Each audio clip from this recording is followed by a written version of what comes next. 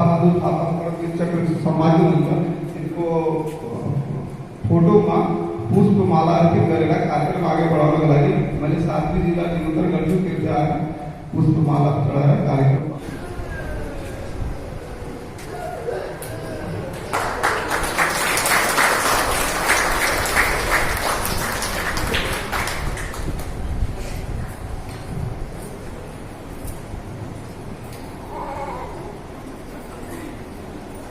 अब हम आगे बढ़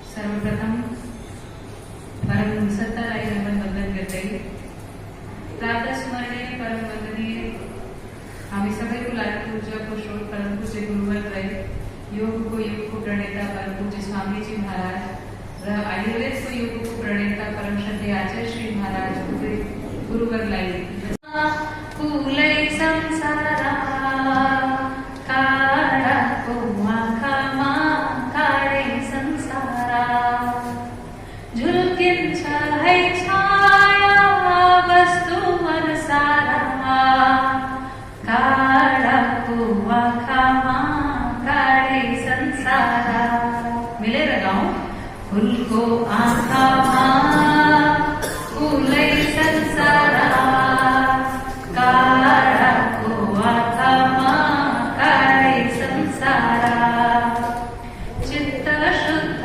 होस मेरो बोली बुद्ध होस चित्त शुद्ध होस मेरो बोली बुद्ध होस मेरो पैतालाले किरे न मरोस मेरो पैतालाले किरे न मरोस रामरो आँखा कुछ रंगे संसारा काळा को आँखा काळे संसारा। कारण को भी हमें समझना अत्यंत आवश्यक है और उसका लक्ष्य उद्देश्य भी आप लोगों के बीच में रखना है। उससे पहले आज हम लोग जिस शुभ अवसर पर यहाँ उपस्थित हुए हैं वो शुभ अवसर है धन सिंह थापा जी की जयंती। और धन सिंह थापा जी जिन्होंने अपने जीवन की बाजी लगा करके और जब भारत चीन का युद्ध हुआ तो उसने जिस तरह से सरवाइव किया बिल्कुल जो कि अनएक्सपेक्टेड था, तो भारतीय सरकार ने उन्हें परमवीर चक्र से सम्मानित भी किया। तो इसमें सीधा सा कॉन्सेप्ट क्या है कि जब हम बात करते हैं ना किसी गोरखाली की नेपाली भाषी की तो 3 तत्व हमेशा हमारे समक्ष आकर के खड़े हो जाते हैं। जब मैं छोटी थी ना तो मुझे भी नहीं पता था कि भारत के अंदर भी हमारे इतने नेपाली गोरखाली भाषी रहते हैं और इसके पीछे कहीं ना कहीं इसके डीप कॉन्सेप्ट को समझने की भी आवश्यकता है। आप विचार करेंगे, सभी का चिंतन भी करेंगे, लेकिन बात इतनी सी है कि जब रगत की बात की जाए, नेपाली गोरखाली रगत की बात की जाए तो मतलब गोरखाली है तो मतलब वो व्यक्ति निश्चित रूप से अपने आप मन में एक भाव आता है कि वो ईमानदार होगा, अपने आप ये भाव आता है कि वो शूरवीर होगा और अपने आप यह भाव भी आता है कि वो कर्मठ भी होगा, हार्ड वर्किंग होगा। और ये पहचान माफ कीजिए हमारी या आपकी पीढ़ी ने नहीं बनाई, ये पहचान हमारे पूर्वजों ने बनाई और मात्र वो भारत के अंदर की पहचान नहीं है, वो विश्व में गोरखाली नेपाली जहां भी गए वहां पर जो हमारे पूर्वजों ने कार्य किया उस कार्य की वजह से, उनके डेडिकेशन की वजह से ये पहचान हमारी बनी।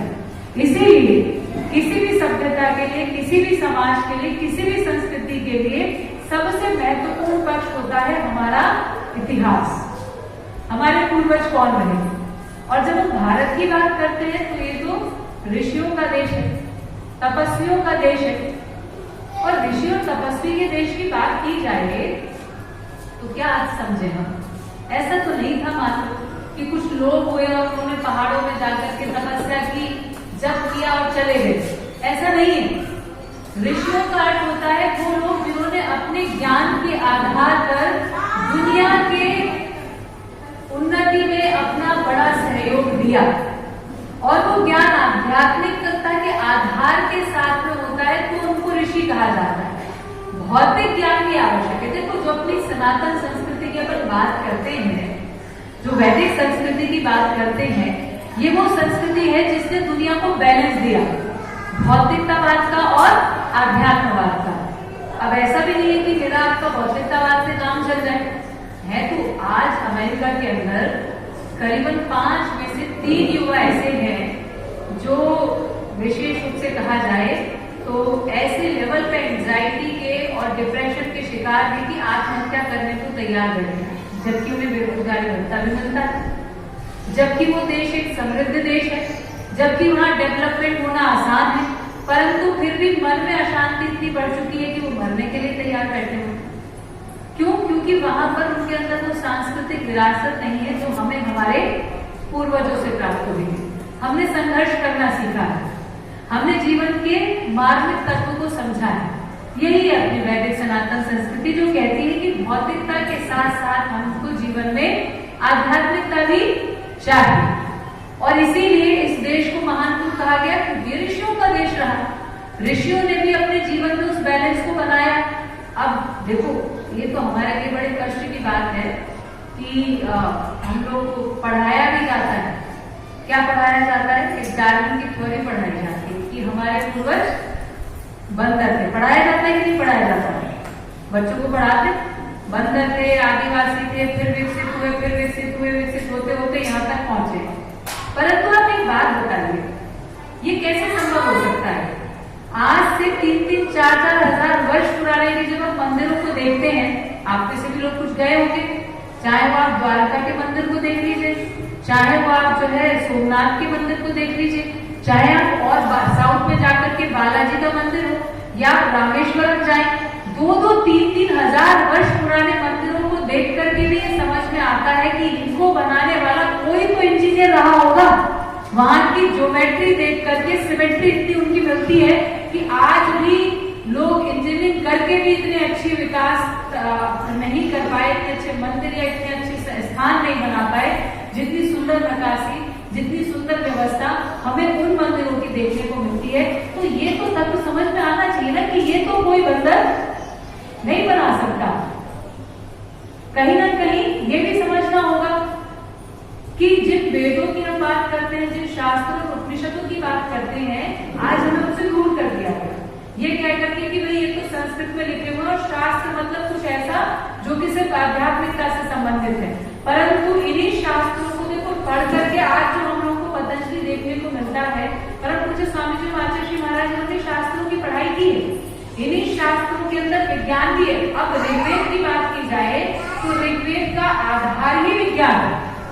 सामवेद की बात की जाए तो सामवेद के तो मंत्रों का उच्चारण भी गायन शैली में किया जाता है। यजुर्वेद के अंदर स्किल्स की बात की जाती है। तो वो पूर्वज जिन्होंने वेदों को पढ़ा, जिन्होंने शास्त्रों को लिखा, क्या वो बंदर हो सकते हैं? अच्छा, एक बात और समझे हम लोग, एक चीज और बताइए कि कहा बंदरों से इंसान बन गए, कुत्ता कुत्ता रह गया, गधा गधा रह गया, बिल्ली बिल्ली रह गई। तो आप मुझे बताओ बंदरों को ऐसा क्या खिलाया गया कि वो इतने बुद्धिशाली इंसान बन गए? सोचने की बात है।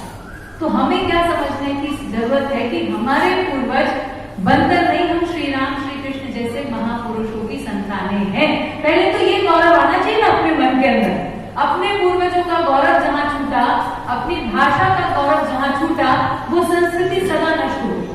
अब अच्छा, दूसरी बात और समझिए, इसका नुकसान भी समझिए। जब हमारे बच्चों को, क्योंकि मैं अपना अनुभव साझा करती हूँ ना, कि जब हम भी छोटे थे हमें भी यही पढ़ाया गया, तो हमें क्या लगा कि हमारे जो परदादा रहे होंगे उनसे हमारे दादा की पीढ़ी बेहतर होगी, मस्तिष्क में ज्यादा अच्छी होगी। हमारे पिताजी की पीढ़ी हमारे दादा की पीढ़ी से बेहतर होगी, और हमारी पीढ़ी हमारे पिताजी की पीढ़ी से बेहतर है। जहां मन के अंदर ये अहंकार का भाव आ गया कि हम अपने पूर्वजों से बेहतर हैं, क्या हम अपने पूर्वजों का सम्मान करेंगे? बिल्कुल भी नहीं करेंगे। इसी को आज की डेट में दुनिया जनरेशन गैप कहती है। अरे आप मुझे बताइए, जैसे आज आपके बच्चे हैं, नाती हैं, और चाहे वो 10 वर्ष के हो, तो आप भी तो कभी 10 वर्ष के थे। भाई अंतर कितना आया? भावनाओं में कोई अंतर नहीं आया, व्यक्ति की संवेदनाओं में अंतर नहीं आया, टेक्नोलॉजी का अंतर कह लो। पहले हम लोग थोड़ा मिट्टी के घरों में रहते थे, अब पत्थरों के घरों में रह के थोड़े पत्थर भी हो गए हैं। पहले हम लोगों की बैठने के तरीके अलग थे, भाई कूड़े ज्यादा बनाते थे, आजकल प्लास्टिक आ चुकी है। ये तो एक डेवलपमेंट का अलग अंतर है, परंतु भावनात्मक रूप से देखें, संवेदनात्मक रूप से देखें तो जैसे इंसान पहले था आज भी वैसा ही है। तो ये जनरेशन गैप के नाम पे और हम लोग अपने बच्चों से, और उसी में हमें बस उस मानसिकता के साथ जुड़ना है, योग भी करना है, अपना ये हम स्वाभिमान के साथ भी जुड़ना है, ताकि हम मिल करके वैश्विक स्तर पे अपने गोरखाली समाज के माध्यम से दुनिया को वो बड़ी चीजें दे करके जा सके जिसकी वो हकदार भी है, दुनिया याद भी रहे। आज ब्रिटिश गवर्नमेंट ने गोरखाली रेजिमेंट के लिए विशेष प्रावधान क्यों किए? भारत के अंदर भी गोरखाली रेजिमेंट जो है, गोरखा रेजिमेंट, उसको विशेष रूप से क्यों जाना जाता है? क्योंकि दुनिया में, भारत में कोई और खड़ा हो ना खड़ा हो, अपने सीने पर गोली खाने के लिए एक गोरखा खड़ा होता है। ये हमारे लिए गौरव की बात, और उस गौरव को पूरी दुनिया को पहुंचाने का कर्तव्य और दायित्व भी हमारा। पहुंचेगा कैसे? पहुंचेगा हमारे ही कार्य से, हमारे द्वारा जो समाज की सेवाएं की जाएंगी उन्हीं से। तो गोरखा रेजिमेंट ने तो अपना कार्य इतना कर दिया कि आज घर घर के बच्चे को गोरखा रेजिमेंट, अमर तेरे प्राण मेरा तुझको वरदान, तेरी आत्मा में हो, तेरी आत्मा में